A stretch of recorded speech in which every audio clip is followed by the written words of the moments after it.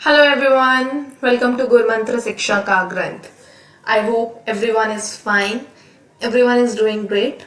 So आज के lecture के अंदर हम लोग न्यूरल कंट्रोल एंड कोऑर्डिनेशन का पार्ट 3 देखने वाले हैं. That will comprises of sense organs, right? So सबसे पहले हम लोग सेंस ऑर्गन्स की बात करने वाले हैं. सेंस ऑर्गन्स की अगर आप बात करें तो आपके पास चीजों को सेंस करने के लिए, मतलब कि मान लीजिए आपको चीजों को टेस्ट करना है तो यू हैव टंग, ठीक है. सुनना है तो ईयर, देखना है तो आईज, राइट. तो ये कुछ ऑर्गन्स हैं आपके पास जिनके थ्रू आप आपके एनवायरनमेंट को सेंस करते हैं, आपकी सराउंडिंग को सेंस करते हैं, राइट. सो इस टॉपिक के अंदर हम लोग यहाँ पे according to NCERT book of class 11th यहाँ पे हम लोग आई एंड ईयर के बारे में स्टडी करने वाले हैं, ठीक है. तो चलिए कुछ जनरल इंफॉर्मेशन दे रखी है बुक के अंदर, वो देख लेते हैं. The nose contains mucus coated receptors which are specialised for receiving the sense of smell called olfactory receptors, ठीक है. नोज के अंदर कुछ रिसेप्टर्स प्रेजेंट होते हैं specialised receiving sense of smell, ठीक है. सेंस ऑफ स्मेल को रिसीव करने के लिए कुछ रिसेप्टर्स प्रेजेंट होते हैं. कहाँ पे? नोज के अंदर. उन्हें कहा जाता है olfactory receptors, right. A pair of broad bean size organs called the olfactory bulb which are extensions of the brain limbic system, ठीक है. Pair of board bean size organs भी पाए जाते हैं जिन्हें आप बोलते हैं ऑल्फैक्टरी बल्ब, राइट. नोज और टंग अगर दोनों की बात की जाए तो इन दोनों का बेसिक काम क्या है? They will detect the dissolved chemicals, ठीक है. बहुत इंपॉर्टेंट है, एमसीक्यूज में काफी बार पूछा जाता है. ओके, सो इसके अलावा टंग के ऊपर आपके पास टेस्ट बर्ड्स प्रेजेंट होते हैं जो कि क्या करते हैं? डिटेक्ट करते हैं टेस्ट को. और इसके अलावा जो रिसेप्टर्स होते हैं उन्हें क्या कहा जाता है? टंग के रिसेप्टर्स को कहा जाता है गस्टेटरी रिसेप्टर्स, राइट. तो आपको यहाँ पे क्या याद रखना है कि नोज के पास कौन सा रिसेप्टर होता है? ऑल्फैक्टरी. एज वेल एज अगर हम टंग की बात करते हैं तो टंग के पास कौन सा रिसेप्टर होता है? आपके पास हो जाता है यहाँ पे गस्टेटरी, ओके.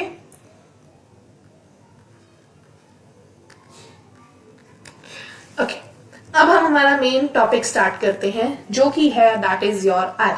ओके, सो सबसे पहला सेंस ऑर्गन जिसे हम डिटेल मैनर में स्टडी करने वाले हैं that is your I.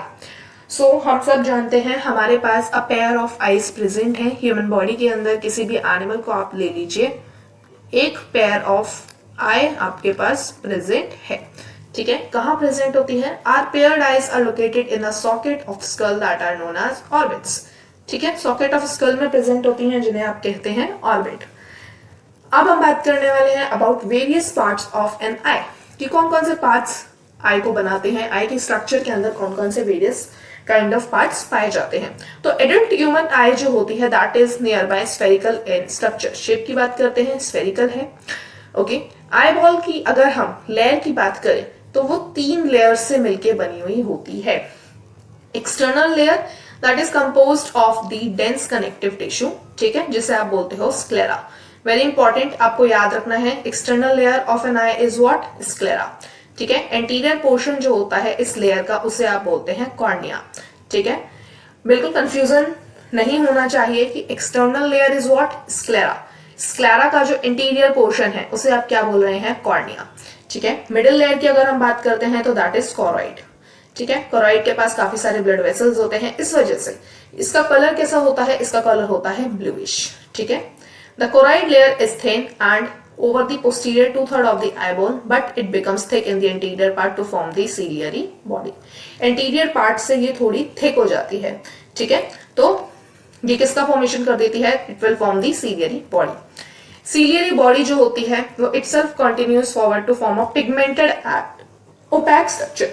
Ciliary body continue करके एक pigmented, मतलब यहाँ पे पिगमेंट्स प्रेजेंट होंगे, एक ऐसा स्ट्रक्चर बनाती है जो कि पिगमेंटेड होता है, साथ ही साथ ओपैक होता है, जिसे आप बोलते हैं आइरिस, ठीक है. Which is the visible coloured portion of the I. Very important, which part of the I is visible coloured portion, ठीक है. तो कौन सा पार्ट होता है? That is your iris. Eyeball contains a transparent crystalline lens which is held placed by the ligaments attached to the ciliary body. ठीक है। Lens की अगर हम बात करते हैं तो in front of lens aperture जो होता है that surrounded by the iris that is known as pupil. ठीक है, प्यूपिल का काम क्या होता है, वेरी इंपॉर्टेंट एमसीक्यू क्वेश्चन पूछा जाता है यहां से, किस पॉइंट से, कि प्यूपिल का काम क्या है, मतलब कि प्यूपिल कैसे अपने आप को रेगुलेट करता है। ठीक है, तो कैसे होता है, जो डायमीटर होता है प्यूपिल का वो अपने आप को रेगुलेट करता है by the muscles fibre of eyes. किसकी मदद से करता है प्यूपिल अपने डायमीटर को रेगुलेट? अच्छा, ये डायमीटर जो रेगुलेट होता है that will depend upon the intensity of light, कि लाइट की इंटेंसिटी कैसी है, उस बेसिस पे ये डायमीटर जो होता है प्यूपिल का रेगुलेट होता है। किसकी मदद से? By the muscle fibres of iris. ठीक है, नेक्स्ट लेयर की अगर हम बात करते हैं, अब तक हमने आउटर लेयर देख ली, मिडिल लेयर देख ली, अब हम लोग इनर लेयर की बात करते हैं। तो inner layer is what? Your retina.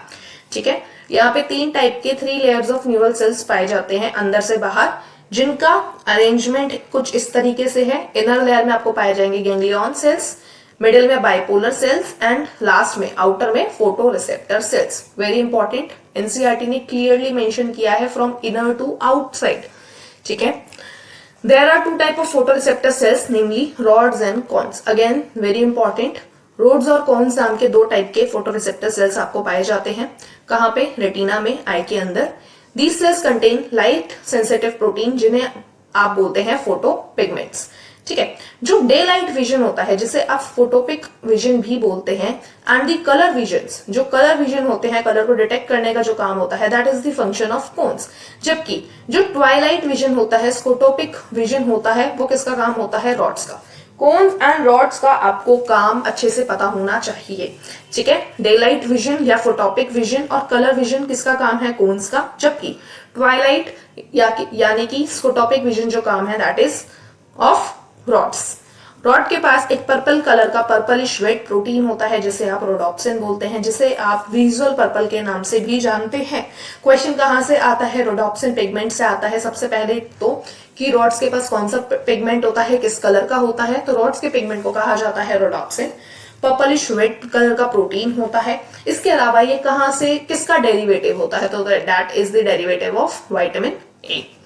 ठीक है, ह्यूमन आई के अंदर 3 टाइप ऑफ कोन्स पाए जाते हैं। ओके, और वो किन किन कलर्स के लिए रिस्पॉन्सिबल होते हैं? For red, green and blue light. ठीक है, the sensation of different colours are produced by the various combinations of these cones and their photo pigments. Right, next हम बात करने वाले हैं अबाउट द ऑप्टिक नर्व।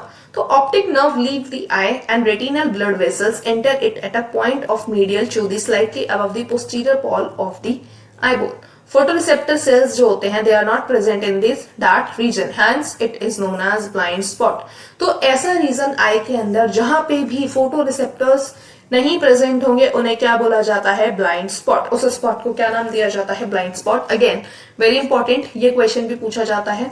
ठीक है, at the posterior pole of the eye lateral to the blind spot there is a yellowish pigment spot जिसे आप बोलते हैं मैक्यूला ल्यूटिया। क्वेश्चन कैसे पूछा जाता है मैक्यूला ल्यूटिया से? कि मैक्यूला ल्यूटिया जो है उसे आप, वहां पे कौन सा पिगमेंट पाया जाता है? तो वहां पे पाया जाता है येलोइश पिगमेंट। ठीक है, येलोइश पिगमेंट स्पॉट होता है जैसे आप बोल रहे हैं मैक्यूला ल्यूटिया। ठीक है, और उसका जो सेंट्रल पिट होता है उसे नाम दिया जाता है फोबिया।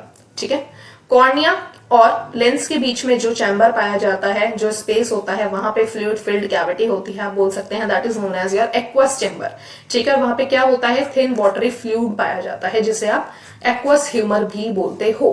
ओके, इसके अलावा लेंस और रेटिना के बीच में जो स्पेस पाया जाता है उसे बोलते हैं विट्रस चैम्बर, जहां पे ट्रांसपेरेंट जेल पाया जाता है जिसे आप विट्रस ह्यूमर भी कहते हो। इन दोनों की पोजीशन आपको याद रखनी है कि कहां पे पाए जाते हैं। अब हम लोग बात करते हैं about the mechanism of vision, कि किस तरीके से आपकी आईज के अंदर मैकेनिज्म चलता है कि आप किस तरीके से देख पाते हैं। तो जो लाइट रेज होती हैं वो होती हैं आपकी विजिबल वेवलेंथ के अंदर। ठीक है, जिनका फोकस होता है on our retina through the cornea and the lens generated potentials impulse in the rods and cones. तो क्या होता है, जैसे ही लाइट रे आई एक पर्टिकुलर वेवलेंथ की विजिबल रीजन में, तो क्या हुआ कि रेटिना पे वो लाइट रेज फोकस होंगी, किसके थ्रू? लेंस के थ्रू, कॉर्निया के थ्रू। प्यूपिल अपने आप को डायलेट करेगा या फिर कॉन्ट्रैक्ट करेगा, एडजस्ट करेगा according to the light intensity. ठीक है, तो उस वजह से क्या होगा, रॉड्स और कोन्स के अंदर एक तरीके से इम्पल्स जनरेट हो जाएगी। As mentioned earlier, the photosensitive compounds, photopigments in the human eye is composed of opsin, a protein, and the retinal and aldehyde of the vitamin A. Very important. यहाँ पे दो टाइप के फोटोपिगमेंट्स आपको नाम दे दिया है, opsin as well as retinal. Opsin क्या है? एक प्रोटीन है, जबकि रेटिनल क्या है? एक एल्डिहाइड है विटामिन ए का. ठीक है, एक डेरिवेटिव है आप बोल सकते हैं. ठीक है, लाइट इंड्यूस करेगी क्या? Dissociation of the retinal from the obscene resulting in the change in structure of obscene. क्या होगा कि यहाँ पे जैसे ही लाइट आई, लाइट इंड्यूस कर देगी कि रेटिनल और ऑप्सिन का डिसोसिएशन करा दिया जाए और ऑप्सिन के स्ट्रक्चर में चेंज कर देगी. इससे क्या होगा? जो मेम्ब्रेन होगी उसकी परमिएबिलिटी चेंज हो जाएगी. Okay, this produces a signal and generate an action potential in the ganglionic cell through the bipolar cells. Okay, इसकी वजह से एक्शन पोटेंशियल जो होगा, आपकी इम्पल्स जो होंगी वो ट्रांसमिट कर दी जाएगी बाय द ऑप्टिक नर्व जैसे to the visual cortex area of the brain. ठीक है, जिसकी मदद से आप देख पाएंगे. ठीक है, तो ये बात हो गई किसकी? आपके मैकेनिज्म ऑफ विजन की. नेक्स्ट सेंसरी ऑर्गन जिसके बारे में हम बात करने वाले हैं, दैट इज द ईयर. ठीक है, ये दूसरा आपका सेंस ऑर्गन है जिसको हम लोग डिटेल मैनर में भी कवर अप करने वाले हैं. सो ईयर की अगर हम बात करते हैं, the ear performs two sensory functions. तो सबसे पहले दो सेंसरी फंक्शंस होते हैं. एक पेयर ऑफ ईयर आपके पास प्रेजेंट है, दो कान प्रेजेंट है आपकी बॉडी के अंदर, जिसका काम क्या है? दो सेंसरी फंक्शंस कौन कौन से हैं? Very important. सबसे पहले मेन काम तो यही आ जाता है कि आपका कान सुनने में हेल्प करता है, हियरिंग में हेल्प करता है, right. And second, it helps in the maintenance of body balance. Very important question, काफी बार बहुत एग्जाम्स में पूछा जाता है. ठीक है, anatomically ear can be divided into 3 major sections called outer ear, middle ear as well as the inner ear. Ear को आप 3 पार्ट्स में डिवाइड करेंगे, outer ear, middle ear as well as inner ear. ठीक है, outer ear की बात करते हैं तो आउटर ईयर में आपके पास पेना आ जाता है, एक एक्सटर्नल ऑडिटरी मीटस आ जाता है जो कि एक कैनाल होती है. तो पार्ट्स याद रखने हैं. आउटर ईयर के अंदर हम लोग दो पार्ट्स के बारे में बात करने वाले हैं, दैट इज अबाउट पेना एंड द एक्सटर्नल मीटस या फिर एक्सटर्नल कैनाल. ठीक है, पेना क्या होता है? पेना आपका आउटर स्ट्रक्चर हो गया. पेना क्या करेगा? It will collect the vibration in the air which produce the sound. Very important function of the पेना. पेना क्या करने वाला है? पेना करने वाला है, वो कलेक्ट करने वाला है वाइब्रेशंस जो कि एयर के अंदर हो रही है, which will produce the sound, right. फिर नेक्स्ट आपके पास जो कैनाल है, जो एक्सटर्नल ऑडिटरी मीटर्स है, वो क्या करेगी? वो अंदर की तरफ जाएगी एंड कब तक एक्सटेंड करेगी? Up to the tympanic membrane. Tympanic membrane is what?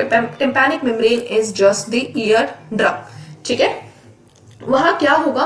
वहां पे कुछ फाइन हेयर्स पाए जाएंगे और वैक्स सिक्रेटिंग ग्लैंड्स भी पाए जाएंगे. किसके द्वारा? कहां पे पाए जाएंगे वैक्स सिक्रेटिंग ग्लैंड्स? ये पाए जाएंगे इन द स्किन ऑफ पिना एंड द मीटस. तो दोनों ही जगह पाए जाएंगे. ये क्वेश्चन भी बहुत बार पूछा जाता है कि जो वैक्स सिक्रेटिंग ग्लैंड्स हैं क्या ये सिर्फ पिना में पाए जाएंगे या फिर एक्सटर्नल मीटस के पास भी पाए जाएंगे? एक्सटर्नल मीटस जो आपकी ऑडिटरी कैनाल है वहां भी पाए जाएंगे. तो ये दोनों जगह ही पाए जाएंगे, राइट. फिर ये जो टिम्पैनिक मेम्ब्रेन होती है ये कंपोज्ड होती है कनेक्टिव टिश्यूज से, covered with the skin outside with the mucous membrane inside. ठीक है, अंदर की तरफ म्यूकस मेम्ब्रेन होगी, बाहर की तरफ ये स्किन से कवर अप होगी. मिडिल ईयर की बात करते हैं तो अब तक हमने किसकी बात कर ली? अब तक हमने आउटर ईयर की बात कर ली. ठीक है, अब हम नेक्स्ट बात करने वाले हैं, that is about middle ear. Middle ear की जैसे ही आप बात करते हो तो मिडिल ईयर के अंदर आपके पास 3 ऑसिकल्स प्रेजेंट होते हैं, namely malleus, incus and stapes, right, which are attached to one another in a chain like fashion. किस तरीके से अटैच होते हैं? chain like fashion. Malleus जो होता है that is attached to the tympanic membrane and the spaces and the stapes is attached to the oval window of the cochlea. ठीक है, malleus कहां से कहां पे अटैच होता है? that will be attached to your tympanic membrane. जबकि जो आपके पास यहाँ पे स्टेप्स होगी बोन, वो किससे अटैच होगी? that will be attached to the oval window of the cochlea. इसके अलावा ear ossicles increase the efficiency of transmission of the sound waves to the inner ear. तो यहाँ पे बहुत इंपॉर्टेंट स्टेटमेंट दे दिया गया है कि ईयर ऑसिकल्स जो है आपके मैलियस, इंसस और स्टेप्स, इनका इंपॉर्टेंट फंक्शन क्या है? They will increase the efficiency of transmission, ठीक है, to the inner ear. And Eustachian tube connects the middle ear cavity with the pharynx. Very important, एक ट्यूब लाइक स्ट्रक्चर पाया जाता है जिसे आप बोलते हैं यूस्टेचियन ट्यूब. उसका काम क्या होता है? वो कनेक्ट करती है मिडिल ईयर कैविटी को विद दी फेरिंक्स. ठीक है, इसके अलावा अगर फंक्शन की बात की जाए तो यूस्टेचियन ट्यूब क्या करती है? In the equalising the pressure on either side of the ear drum. तो ये प्रेशर को मेंटेन करने का काम करती है, ठीक है। एक फ्लूइड पाया जाता है that is present in your inner ear. The fluid filled inner ear called the labyrinth consist of two parts. यहाँ पे दो पार्ट्स आ जाते हैं आपके पास लैबिरिंथ के अंदर, the bony and the membranous labyrinth. Very important, bony labyrinth क्या है? Bony labyrinth is a series of channels, ठीक है। इन चैनल्स के अंदर क्या होता है? मेम्ब्रेनस लैबिरिंथ रहता है which is surrounded by a fluid जिसे आप बोलते हैं पेरीलिम्फ, ठीक है। तो फ्लूइड फिल्ड इनर लेयर को इनर ईयर को आप बोलते हो लैबिरिंथ।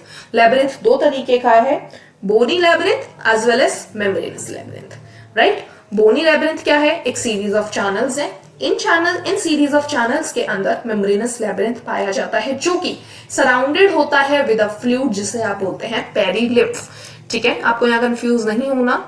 अब द मेम्ब्रेनस लैबिरिंथ जो है is filled with a fluid that is known as endolymph, ठीक है। मेम्ब्रेनस लैबिरिंथ जो है उसके आसपास है पेरीलिम्फ, और मेम्ब्रेनस लैबिरिंथ के अंदर कौन सा फ्लूइड पाया जा रहा है? एंडोलिम्फ, ठीक है। Coil portion of the labyrinth is known as cochlea. अब आपको पता चल गया होगा कि कोक्लिया क्या है।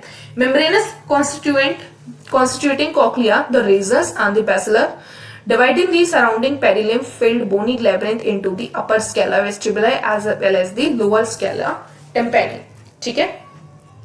अब ये जो कॉक्लिया होता है इसके बेस पे स्केला वेस्टिबुलाई एंड करती है एट दी ओवल विंडो, जो जबकि स्केला टिम्पेनी जो है वो कहां पे टर्मिनेट कर जाएगी? At the round window which opens to the middle ear, ठीक है।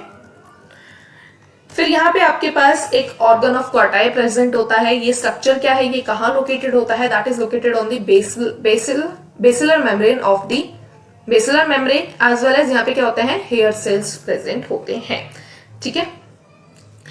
इनर ईयर के पास आपके एक कॉम्प्लेक्स सिस्टम प्रेजेंट होता है जिसे आप बोलते हैं वेस्टिब्यूलर एपरेटस, जो कि कहाँ लोकेटेड होता है? That is located above the cochlea. Very important statement, ठीक है।